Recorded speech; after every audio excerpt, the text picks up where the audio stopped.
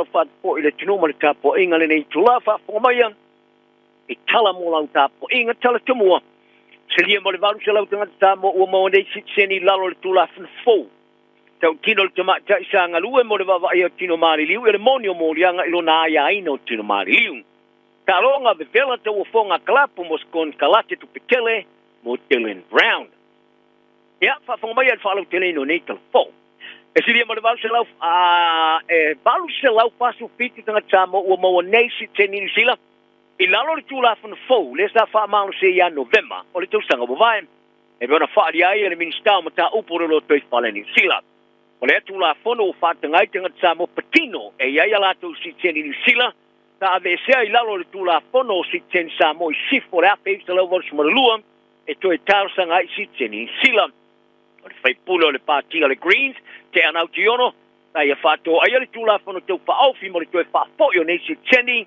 Lalo le tulafono ale Restoring Citizenship Removed by Citizenship Western Samoa Act 1982 Bill.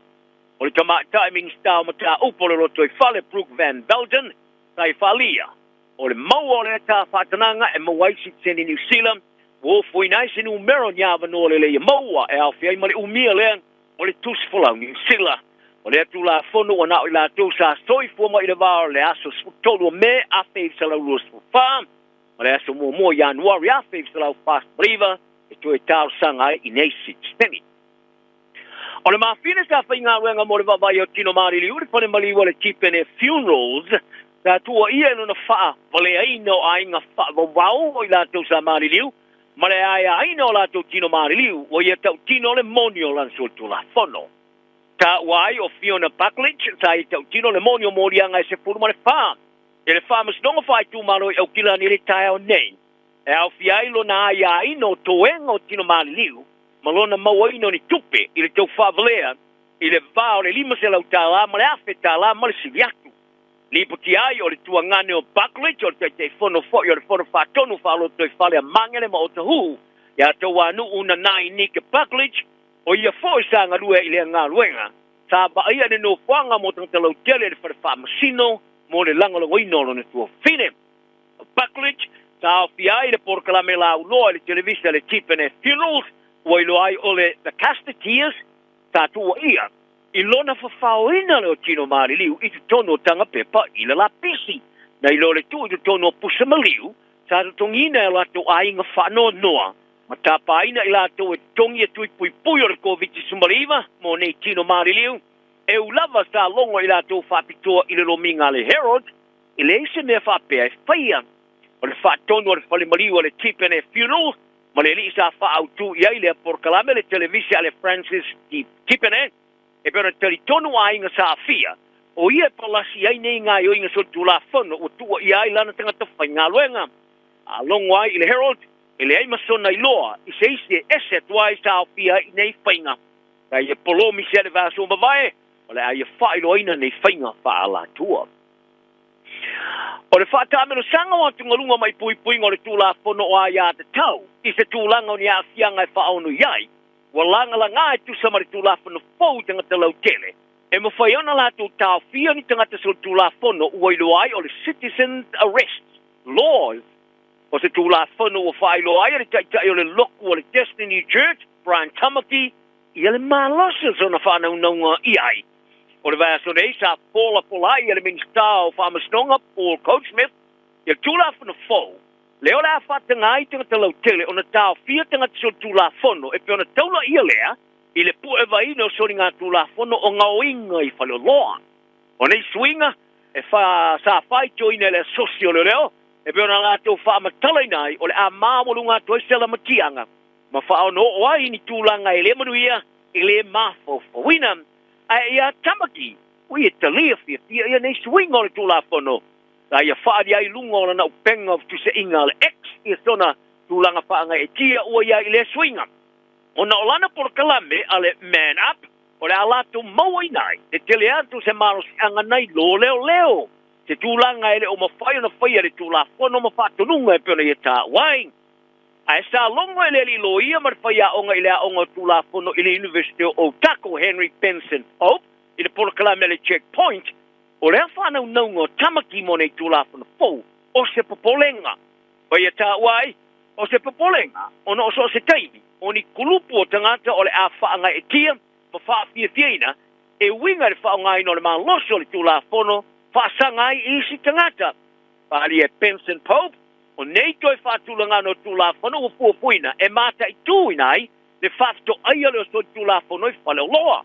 Ma o lona i loa iai, e le se whea o tamaki, i le whaatilongo le tūlawhano.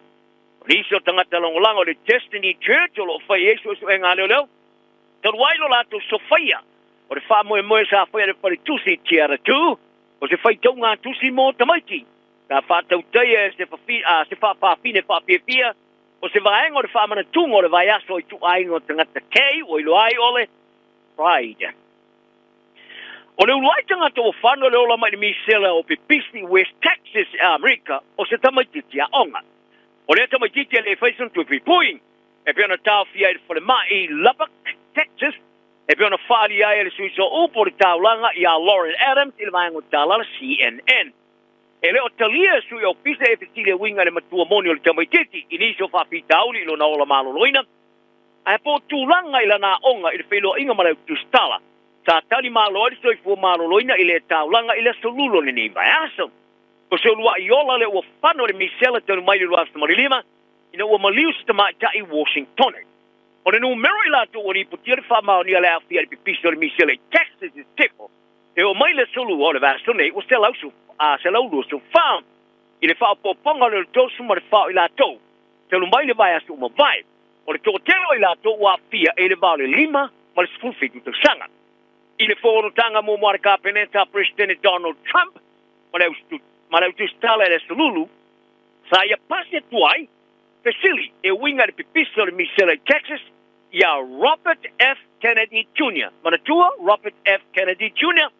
Le fai lau tusi o le tautua mo tangata soi fua, ma le matanga luenga o le soi fua maloro ina Amerika. Le sa ia whaari ai, o lo lato mate tuina le pipiso le misela e spektasi. I le teimur fono tanga ka peneta sa whaari e Kennedy, e tōlua i la ua whanola le misela e peitai. Sa wha maonia le soi fua maloro ina i le asono napi, e na o le tō tasi. E tō asfuruma le maru sa tawhia fo i whale mai o mai i le asono napi, o i lato uma i le ifa i ni tui pui pui. Ma whaari ai e Kennedy, o le tāwhio i la tōni i whane mai ua nā o le whaana nofo e seina po le quarantine. E sa whaaria sui o le soi fua manolo i le vaenga o tala le CNN, e le ai, o le tōtelo i la tōni o tāwhia e iaia yanga, o whata. Mai la tō te le tāwhia ni ngasi i whale mai, mori mafu anga o le whaana nofo ese. O Kennedy, Manatua, Kennedy, Sala lawe le ofisa sili o le soi fua manolo i na Samoa ai ono Professor Dr. Alec Ekeroma i a Januari, ia le pepelo. O Kennedy, wailo tele whaasala lo wino whaamatalanga avisa se winga i tui pui pui misela. Tā se atu i Samoa i le ruas mariva. I le teiva le pipiso le misela i Samoa, le sa whanoa i ola masoi fua e varsi matonu. Tā whaaria e Kennedy le whelo inga ma le senate le tausane, o vaenga mo su enga po sample. Tā wina mai ni usilanei o i la tau sa pia le misela i Samoa mo su enga, e le i whailo ai ni a ungo le misela. Le sa whaaria ai ono, ele sao lea whaamtalanga. O le kurupa tangata tonga i Aotearoa, the Aotearoa Tongan Response Group, ta lato longa le komiti whiriwhiria le Parliament New Zealand, i o lato te te malosi, i le tula whono tau whaauwhi mo matau whaastiri siro le whenga le Waitangi Treaty Principles Bill. O lo whaawau na whaalongo longo i le komiti talasanga te le Parliament, mai i whono whaatonu, iwis, whaalaburu tonga tangata tele, ma le teminei, io tai ma le Pasifika o whaleo so lato no ngona. O le teitai whono o le kulupa tonga ia anahila kano kautaa. O ia whalia e nati te ia i lato e wha māmasang ieina ia iao tangata Māori, o tangata o le ere po le tangata whanua. O ia tā wai, o lato tā paina ia le malo e whaia le mesao, o whato ese. E wha sirisi la tuai ia le amana i o le whengainga, le tiriti. Aria le tai o tangata tonga i New Zealand nei, pakira o mana se lua. O whai loa le malo ni usila ma i lea taimi, e iese la tō whainga masana o le soli, o le mamalu ma le tūma oti o tangata o le ele, o le ngata na o Aotearoa, ai whaapea le tūlangi le Pasifika. O le teiuro le pātia le act, ma le minstala o lango fo o whamasnonga David Seymour. ta ia folasia le tula foro tau whaau pere pārmene. O ia whaalia, o le komiti o le a iai le avanoa mo tangata New Zealand te tō tasiuma, e whaali aiso la tau leo, i le whaape whera o le whaali liu le whengainga, i aso nei, o iai. E tālonga o le suira o le kapili ka le kiwi a New Zealand Gillian Brown e whaono toso e seina marikala pulika le Parramatta Eels, o lo tālo ai, i se taima se kon kalate, i se tasi, o kona kalate pito tele vai ngā tupe mawai, i le talaanga o le tāmarasanga o le kapili ka le NRL, Australia, tasi le aso talo na mai le whaamao nia le kalapo le Newcastle Knights, ro lato tō sina e sainia i a Brown, a se isti kalapo lato whaali nei, ia lo lato turi o le tama Samoa we sa whanau New Zealand nei, i se pēr ngainga maua e mo le te fulu tau sanga, e pēr na lipo tia e tusa ma le se fulu ma le whātes ma le 4 miliona tala, mo le se fulu tau sanga lea, e tusa ma le lipo te le luminga le Daily Telegraph i sini Australia.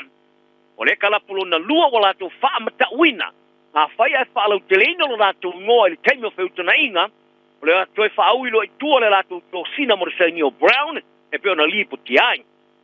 O le whea ngai ngai whai tau miliona ma miliona tala, o lipo tia le moni o le tau futulinga mo le fia Sainio le tau le talvou, e pēr na whaari ai se mori mau e tūla late e whiutana inga.